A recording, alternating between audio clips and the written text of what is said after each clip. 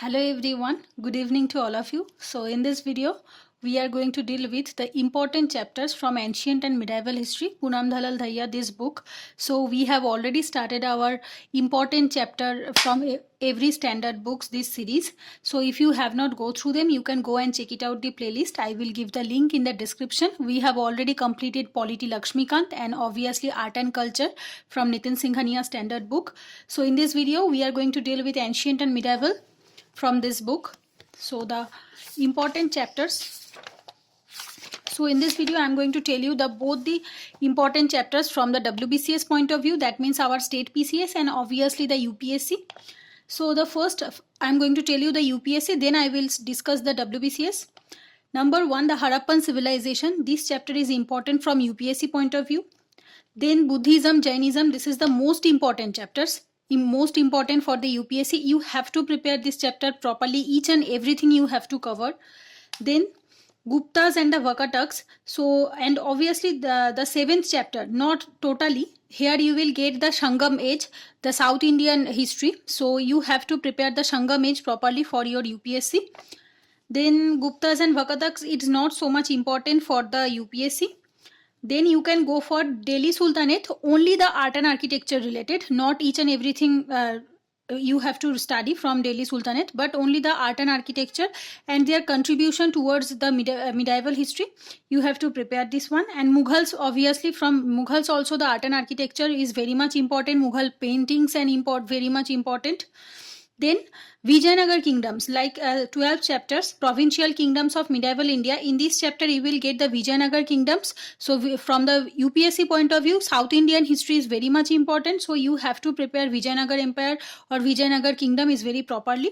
And obviously the Bhakti movement. Bhakti and Sufi movement is very important for UPSC prelims point of view. So for UPSC you have to prepare thoroughly Harappan civilization, Buddhism, Jainism, then the Sangam age, and the Delhi Sultanate and Mughals, only the art and architecture and their contributions, Vijayanagar Empire, and obviously Bhakti movement. So these are the UPSC point of view. So now I am going to discuss the WBCS.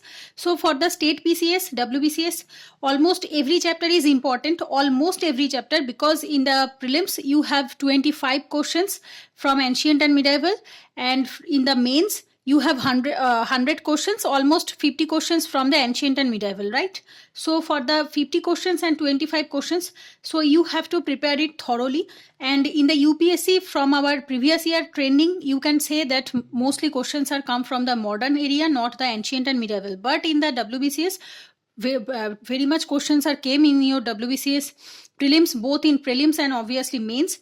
So I will definitely recommend you to study all the chapters at least for twice. You have to study at least 2 times each and every chapter.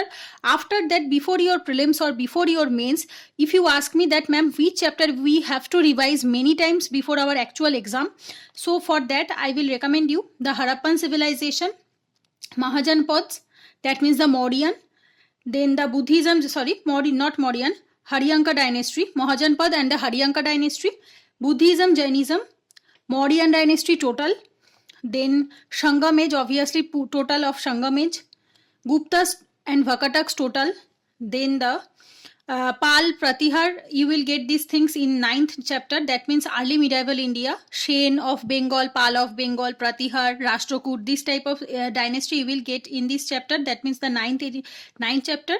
And obviously here you have to read from 10th chapter selectively, not total, like Alauddin Khilji's, before coming to Delhi Sultanate, you have to, I think it's Taurain War, right? So Taurain War you have to study from this area, like 10th chapter.